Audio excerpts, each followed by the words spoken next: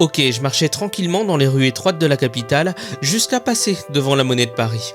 En voyant l'affiche de l'exposition de Georges Mathieu, j'ai décidé d'aller y faire un tour. Je n'avais pas d'attente particulière, juste besoin de voir autre chose, de sortir de ma bulle. Je me suis retrouvé face à ces immenses toiles explosives et je m'attendais pas à ça. Toutes ces formes, ces couleurs qui semblaient avoir été projetées sur la toile. J'ai dû rester là au moins une vingtaine de minutes. J'ai lu qu'il peignait en public depuis les années 50, à une époque où l'art était académique. Il transformait la peinture en une véritable performance artistique. Tout cela m'a fait réfléchir à ma propre manière de créer du contenu. En avançant au fil de l'expo, j'ai découvert que Mathieu avait dessiné la pièce des 10 francs et le logo d'Antenne 2, c'était lui aussi.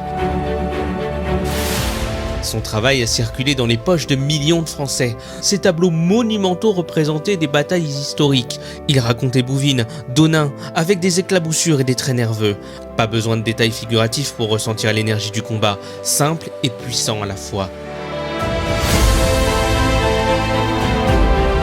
Cette visite a bousculé la vision que j'avais jusqu'à présent de l'art. Je croyais qu'il fallait choisir, créer une œuvre à destination d'une élite comprenant les codes de l'art contemporain ou faire du contenu accessible et populaire. Mathieu m'a prouvé que cette frontière n'existait pas.